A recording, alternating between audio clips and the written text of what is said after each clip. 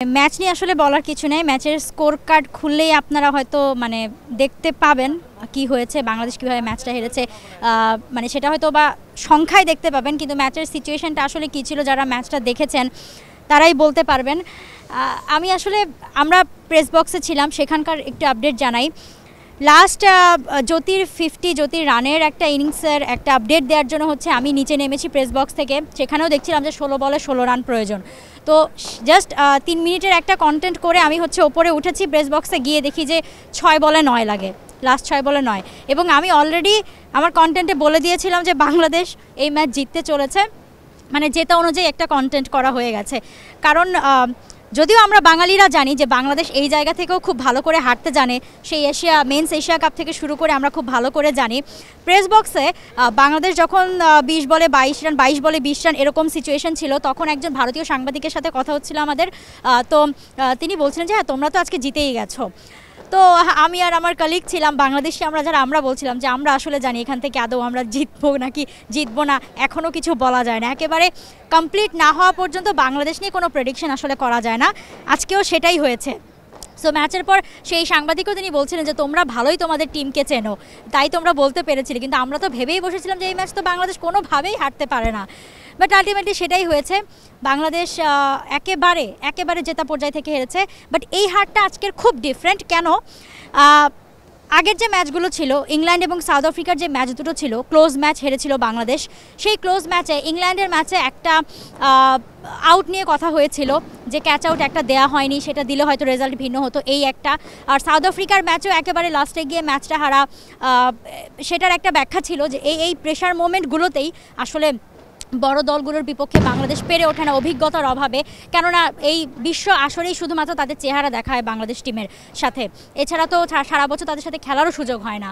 But আজকে শ্রীলঙ্কার সঙ্গে এর আগে ওয়ানডে টি20 খেলে বাংলাদেশ জিততে পারেনি, বাট প্রস্তুতি ম্যাচেও একেবারে লাস্ট বলের থ্রিলারে বাংলাদেশ জিতেছিল।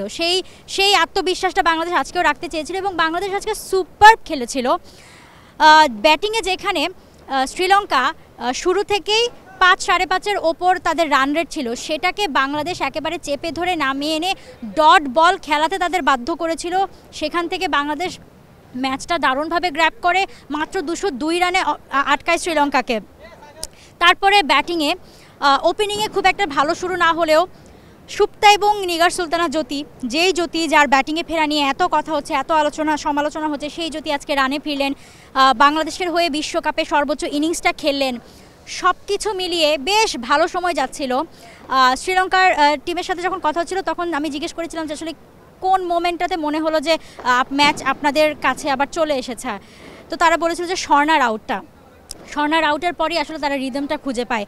এবং এত সহজ হাতের তালুতে থাকা, হাতের মুষ্টিতে থাকা ম্যাচ বাংলাদেশ এভাবে ছেড়ে দিতে পারে। প্রেস কনফারেন্সে ক্যাপ্টেনকে জিজ্ঞেস করা হয়েছে যে বারবার যদি একই জিনিস হয় এটাকে কি আসলেই দুর্ভাগ্য বলা যায়?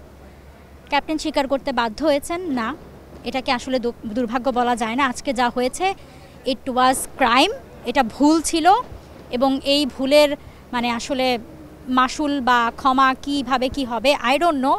এবং টিমেরও অবস্থা এখন খুব খারাপ। টিমের সাথে কথা বলার চেষ্টা করেছি, কেউ আসলে কথা বলার মতো অবস্থায় নেই, কথা বলতে চাইছে না। যদিও আজকে তাদের আসলে মানসিকভাবে ভেঙে পড়ে কথা না বলার মতো অবস্থায় থাকার কথা না, আজকে আসলে তাদের জবাবদিহিতার দিন। আজকে আসলে বাংলাদেশের আসলে কিছু বলা উচিত যে কেন এরকম হলো। এবং সুপ্তার একটা আপডেট যদি দেই, যে সুপ্তা অনেকক্ষণ বেশ ভালো রান করেছেন, 64 রান করেছিলেন, কিন্তু রিটায়ার্ড হার্ট হয়ে তিনি তার ক্র্যাম্পের শিকার হয়েছিলেন, রিটায়ার্ড হার্ট হয়ে তিনি ফেরত চলে গিয়েছিলেন, এরপর আবার ফিরেছিলেন। কিন্তু এরপর যখন ফিরেছিলেন তখন তিনি একেবারে নাহিদা আউট হওয়ার পর তিনি মাঠে নামলেন। সো এই প্রশ্নটা রেজ হতে পারে তিনি আগে কেন নামলেন, আগে তো চলে এসেছিলেন। সো ক্যাপ্টেন যেটা বলেছেন যে সুপ্তার অবস্থাটা এমন ছিল, খুবই আসলে সিরিয়াস ছিল, সো না পারতেই তাকে আসলে নামানো হয়েছে। বাংলাদেশের চিন্তা ছিল যে খুব যদি দরকার না হয় তাকে আসলে নামানো হবে না। তো সেই চিন্তা থেকেই সুপ্তাকে নামানো হচ্ছিল না। যেহেতু পরবর্তীতে স্বর্ণা, রাবেয়ারা বা নাহিদারা কন্টিনিউ করছিলেন, তারা ছিলেন কন্টিনিউ করার জন্য, বাট আনফর্চুনেটলি রেজাল্ট তো যা হবার তাই হয়েছে। সো বাংলাদেশ আর একটা ম্যাচ বাকি এই টুর্নামেন্টে, সেমিফাইনালের আর কোনো আশাও থাকছে না, টপ 4-এ থাকার, টপ 5-এ থাকার আশাও বোধহয় না আর থাকছে কোনোভাবেই। শ্রীলঙ্কা এমনিতেও আপার হ্যান্ডে ছিল, এখনও আবার চলে যাচ্ছে। যদিও শ্রীলঙ্কারও প্রথম উইন, বাকি 2 পয়েন্ট তারা পেয়েছিল বৃষ্টির কারণে। আজকে একটা ম্যাচ জিতে তারা 2 পয়েন্ট পেল। সো বাংলাদেশের আসলে এখান থেকে কি বলার আছে সেটা টিমই ভালো বলতে পারবে।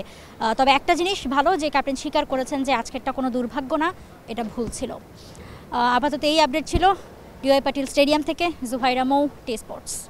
For more updates, subscribe to our YouTube channel and click on the bell icon. Follow us on Facebook and Instagram. Download T Sports app to enjoy exciting games and highlights. Visit tsports.com.